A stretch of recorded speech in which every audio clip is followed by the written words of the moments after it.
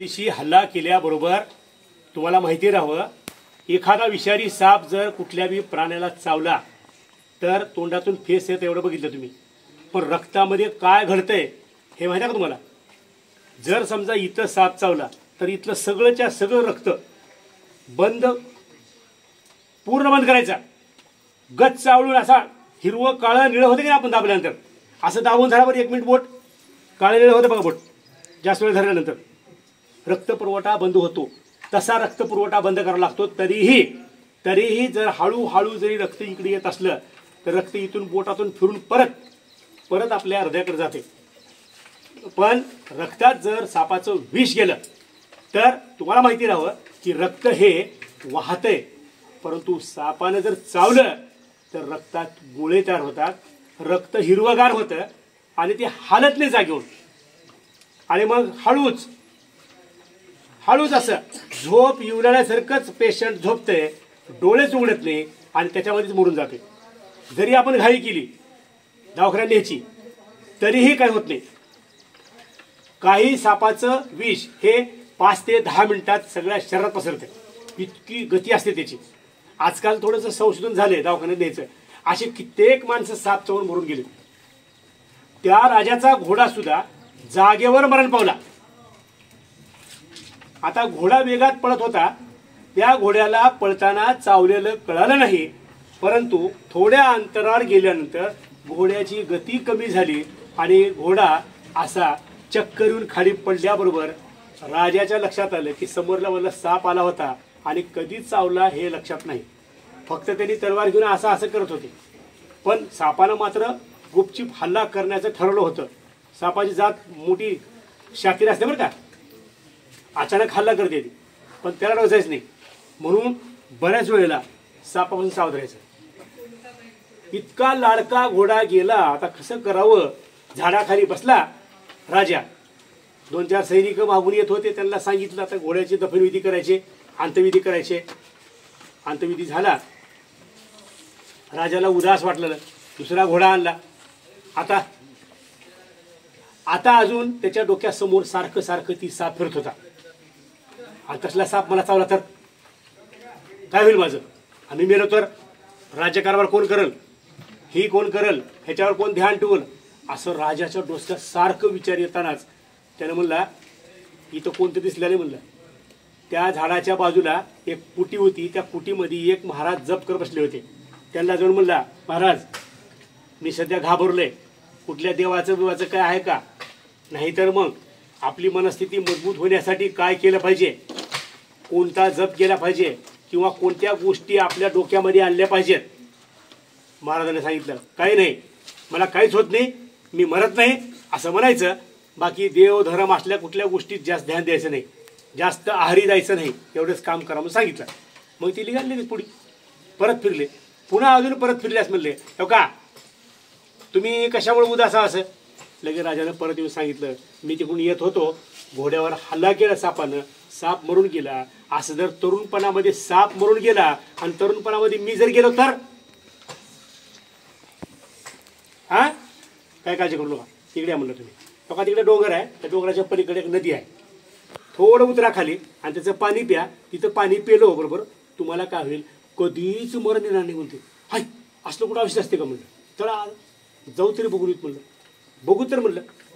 लगेच पटपट घोडा पळविला. आधी मध्ये काही प्राणी येत होते, झाड झुडपं येत होतं. तिथं आंब्या झाडाला होतं, आंबा एकदम अर्धा पिकलेला होता, अर्धा हिरवा होता. काढला आणि खाल्ला, वाह काय आंबा छान होता. बसला खाली, 2-4 आंबे खाल्ले आणि मग पुढे निघाला. त्याच्यासोबत काही भाकरी भाजी आणल्या होत्या, मस्त उगा हिरवी चटणी, दही आणि भाकर आणलेला. एका माणसानं त्याला दिली भाकर, त्यानं खाल्ला. आता कुठं चाललं? ती नदी आहे पलीकडं, तिकडं कशात चालला उगच तिकडं, कुठं ना उगच नाही जायचे म्हणलं. आता राजाला कोण अडविते? राजाला कोणी अडवत नाही. तसंच पुढे गेला राजा. आणि मग तिथं त्यानं असं नदीमध्ये उतरून पाणी प्यायला सुरू केल्याबरोबरच बाजूला आवाज आला, बाबो मेलो रे. कोण आहे ते असं कोण बोलाले? मी, माझं वय एवढं आहे, मी पाणी पिलो, अजून मला मरण येणं झाले. माझे नातू पंतू आजी आजोबा होते, मला कोणी सांभाळणार झाले, सगळे गेले मरून. राजाने विचार केला, आपण जर 100 वर्षाच्या पुढे जगायचं म्हणलो ना, आपल्याला सांभाळणाऱ्या माणसानं जर नदीचं पाणी नाही पिलं तर, आणि आपल्याला सांभाळणारी माणसं अगोदर मेले तर मला कोण सांभाळतं पुन्हा? पैसे पाणी म्हणलं, पाणी पिऊन काय करायचे? 350 वर्ष जगायचं. 350 वर्ष माझं आयुष्य आहे, 100 वर्ष माझं आयुष्य आहे. अरे तुम्हाला सांभाळणारी माणसं जवळ नाही तर तुम्ही काय जगणार आहो? असं मला विचार केला. निघाला पुढे लगेच. पुढे गेल्यानंतर काय म्हणलं त्यानं? बस फक्त तरुण राहायचं म्हणलं, तरुण मरायचं नाही म्हणलं. तर नाही संपली, नाहीतर मग मरेपर्यंत तरुण राहायचं म्हणलं, मरेपर्यंत. म्हातारा असताना तरुणच. मग तरुण किती राहते तिथं? 25 वर्ष, 50 वर्ष. 50 झाले हवे वागतं की नाही माणूस? वागतं का नाही? 50 झाले. तसंच ह्याला वाटलं आता 50 म्हणजे 50 एवढं वर्ष आहे, आपल्याला म्हातारपणापर्यंत म्हणजे म्हातारा व्हायचंच नाही, 100 वर्षापर्यंत तरुण राहिलं पाहिजे. तरुण 100 वर्षाचं झालं की पुन्हा मला देवानं मरण देऊ. असलं काय आहे का औषध? आहे की जा तिकडे फळ खायचं म्हणलं. असलं कुठं फळ नसते, पण ते महाराजांना सांगितलं त्याला, जा म्हणलं फळ खायला. गेलं फळ खायला.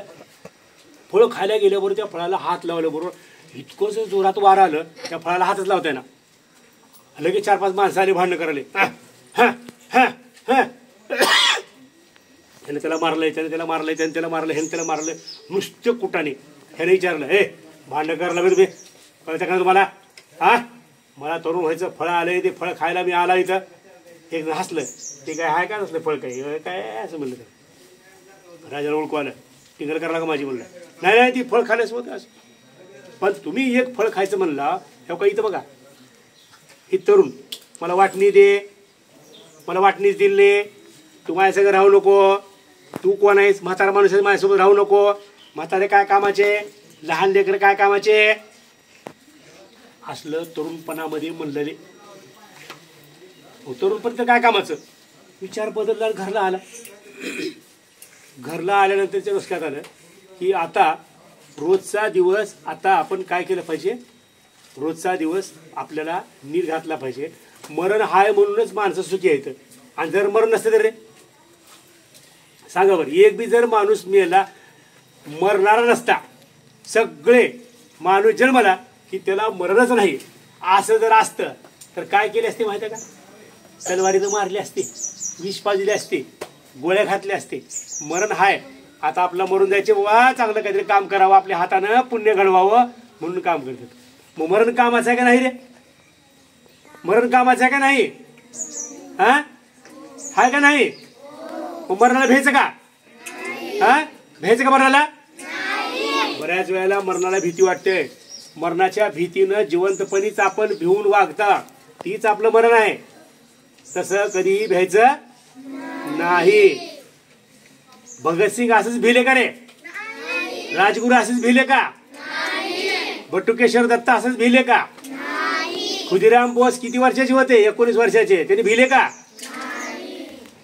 नाही ना. मग लक्षात ठेवायचं, भीती ही मरणाची ठेवायची नाही, भीती काढून टाकायची. मरण हे आनंदाने स्वीकारायचं. कळलं का?